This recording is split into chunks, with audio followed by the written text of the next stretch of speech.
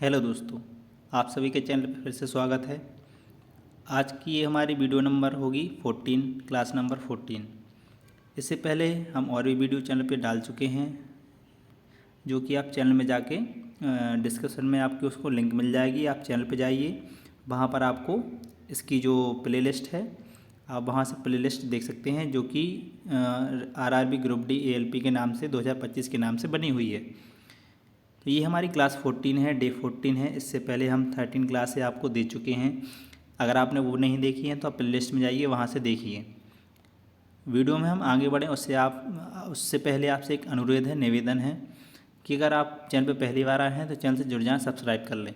और दूसरी बात, अगर आपको वीडियो पसंद आती है, थोड़ी सी कोई इन्फॉर्मेशन या इन्फॉर्मेटिव जानकारी आपको मिलती है और आपकी तैयारी इम्प्रूव होती है, इम्प्रूवमेंट आता है, तो आप इसको लाइक ज़रूर करें। लाइक करने से हमें मोटिवेशन मिलता है और हमें पता चलता है कि आपकी ये वीडियो कितनी पसंद आ रही है और कितने लोग इसको लाइक कर रहे हैं।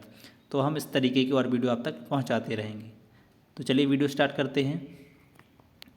तो हम वीडियो में, जैसा आप जानते हैं, हम पिछले साल के जो क्वेश्चन आए हुए हैं ग्रुप डी में, एएलपी में, वो हम रिपीट करते हैं और उन्हीं क्वेश्चनों को हम पढ़ते हैं, जिसके चांस ज़्यादा होते हैं कि परीक्षा में आपको दोबारा देखने को मिलेंगे। तो आज का हमारा जो चैप्टर स्टार्ट हो गया है वो है द्रव्यमान। इसके क्वेश्चन हम लगाएंगे। तो इसमें हमारा पहला क्वेश्चन है, निम्न में से किस राशि का मान स्थान बदलने पर भी परिवर्तित नहीं होता है? इनमें से कौन सी राशि है जिसका अगर हम स्थान भी बदल देंगे तो उसका मान वही रहेगा? राइट आंसर हो जाएगा द्रव्यमान।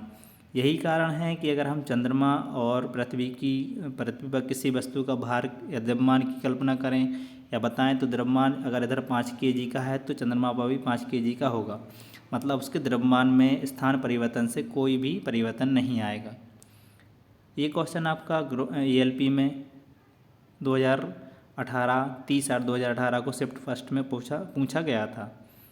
डिटेल में डिस्कस करते हैं। किसी वस्तु का द्रव्यमान प्रत्येक स्थान पर स्थिर रहता है।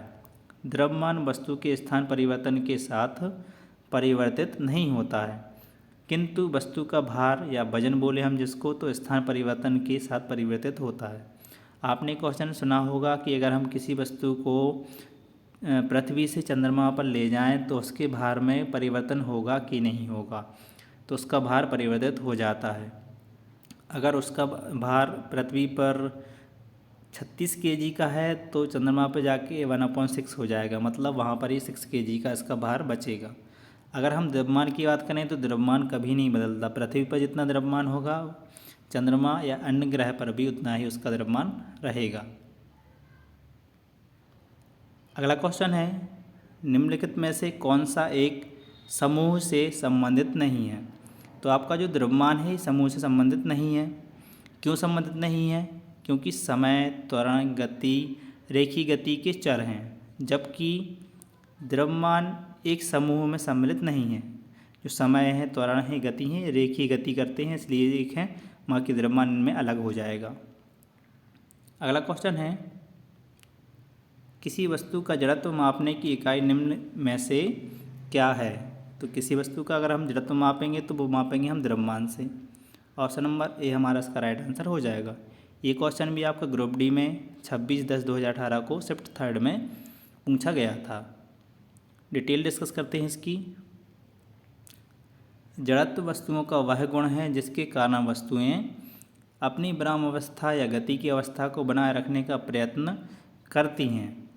जड़त्व के कारण ही वस्तु अपनी अवस्था परिवर्तन का विरोध करती है। द्रव्यमान वस्तु का जड़त्व मापने की इकाई है।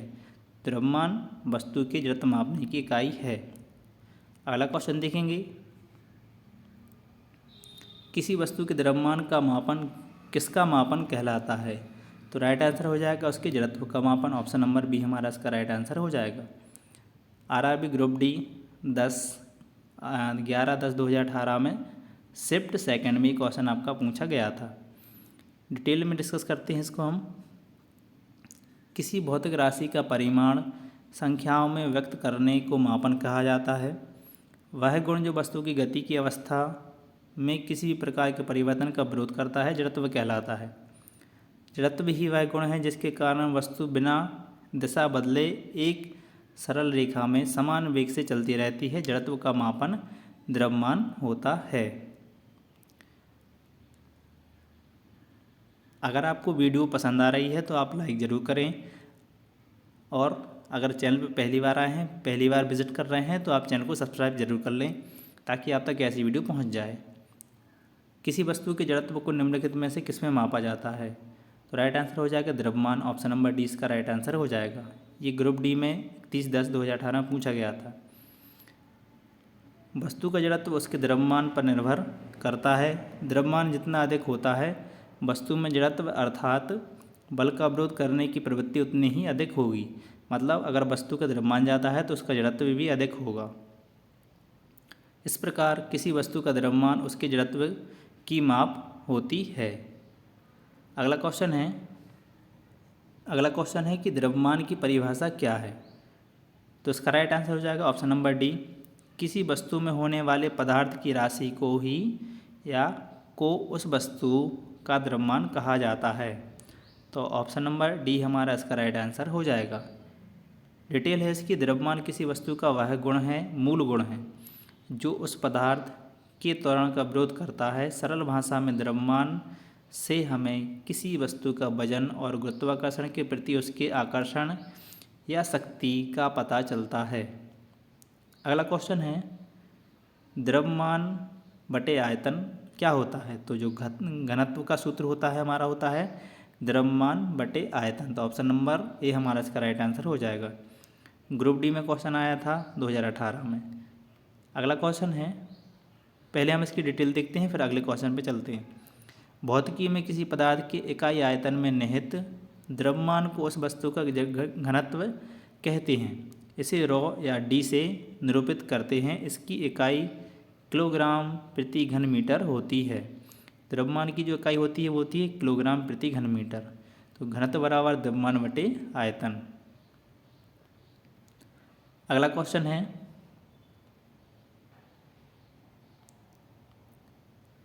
किसी पदार्थ का प्रति इकाई आयतन पर द्रव्यमान क्या कहलाता है? तो राइट आंसर हो जाएगा वो होगा हमारा घनत्व।